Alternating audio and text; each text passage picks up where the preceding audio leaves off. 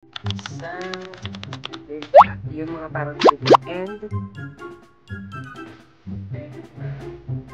really, ano ang thickness?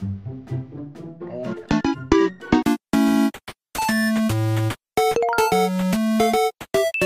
Next, we'll move sa Disney. Kasi ever since lahat ng pinupuntahan kong lugar, whether US or Hong Kong, basta may Disney basta may Disney yung lugar, make sure talaga na pupunta sa Disney. So, since first time ko sa Japan Disneyland, medyo madami akong binili. Although, parang mga anik-anik lang siya din. Like, ito dahil mahilig ako kay Lilo and Stitch, bumili ako ng ano lang, ng Stitch na stuffed toy. Parang cute-cute. Ayun.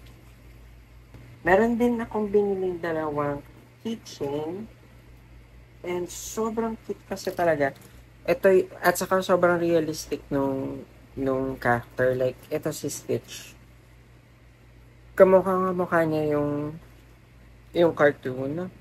Kasi yung iba parang nade-deform na pag ginawa. Pero ito talaga parang realistic yung keychain. Yan.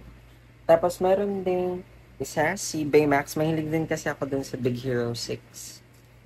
And of course, si Baymax yung number 1 daw. Baymax ba? Oo, Baymax. Baymax eh. Yan. So, ayan. Ang cute-cute niya. Sobrang realistic. Sobrang cute. Pero may mas cute din na stuffed toy. Pero, mas gusto ko kasi yung keychain lang. Tapos, may binili din ako.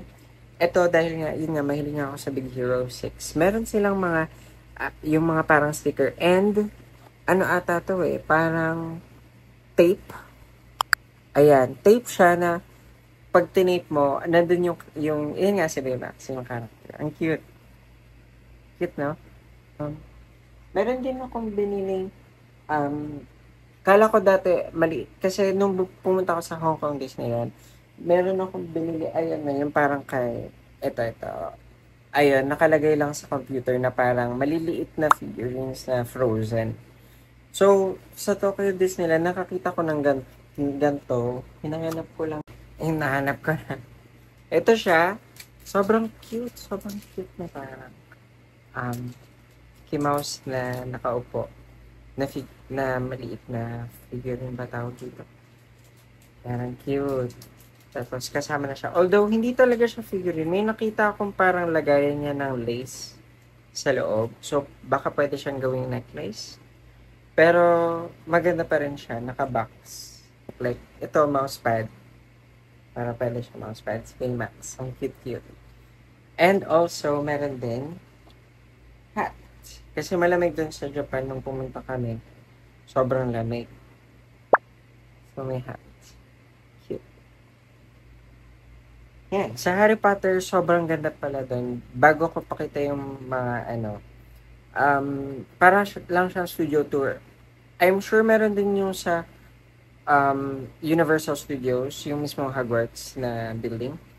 Pero sa Harry Potter kasi, The Making of Harry Potter Warner Bros. Studios, dun talaga parang behind the scenes kung paano nila ginawa yung movie at saka kung ano yung mga history, yung mga paano nila create yung props, yung mga ganon.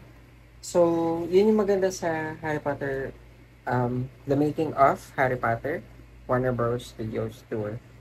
So, first na binili ko is the Slytherin scarf. Meron din silang isang version ng scarf na may lawit-lawit dito sa gilid. Pero ito kasi yung mas gusto ko, yung mas classic na version. Slytherin house kasi daw ako after ko mag-check nung sa test. Kasi may test kasi pwede kayong i-check. Pwede ko din siguro ilagay sa baba yung link na ginamit ko. Pero, ayun, para malaman niyo yung house niyo. Hindi din ako na pangbigay sa best friend ko. Best friend ko kasi gumawa ng cake na nung birthday ko na happy birthday Noah. Pero ito yung cake na na isa na cute. Actually, kala ko siya noon parang coin purse. Pero, pala siya, lagayan siya ng bag. So, kunwari, magsha-shopping ka, tapos may kailangan yung eco bag. Parang lagayan siya ng eco bag na yun. So, may eco bag dito sa loob, pero ayaw ko lang muna buksan kasi, yun nga, gift ko to sa best friend ko. Cute. And this one, kung tatanong nyo kung magkano, siguro mga ano lang siya. Actually, mga 2,750 yen lang siya. So, hindi ko to nabili ng tax-free, which is mali. Mali ko nung pumunta ko doon. Kasi yung ibang, ano ko is,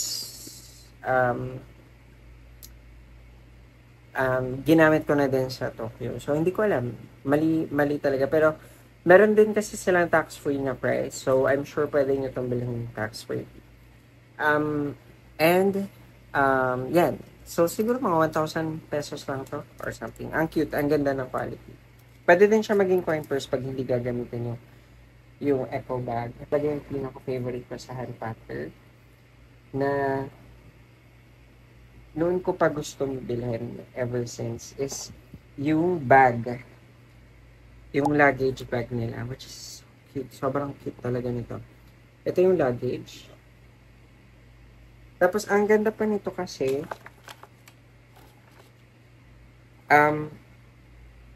at no extra cost, pwede nyo pa siyang palagyan ng initials nyo. At no extra cost. Parang 2 to 3 letters. 2 to 3 letters for free. So, very Harry Potter lang siya. May isang malaking version nito yung parang luggage size talaga siya. Pero kasi, since ayoko sa customs na madaming binili, so, ito lang yung binili ko, yung maliit, which is okay na din, siguro mga lagayan ng mga jewelry, or, meron din kasi siya actual sling. May sling siya, so, pwede siyang lagyan ng sling na nasa loob. So, pwede mo siyang gawing parang bag talaga. Tapos, ayun, ang cute lang kasi, again, yung initials, kita. And then lastly, yung pinaka gusto ko sa Harry Potter, kaya gusto ko talaga pumunta doon, is yung wand.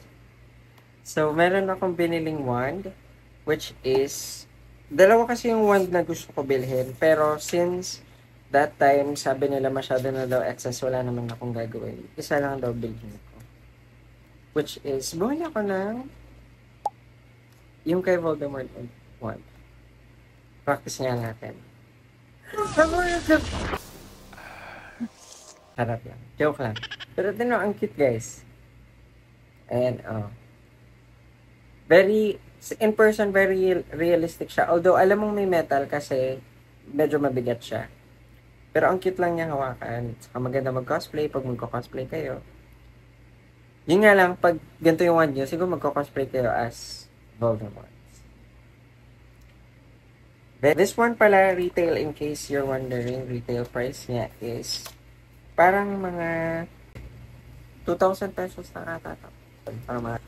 Next and final haul ko is from secondhand shopping.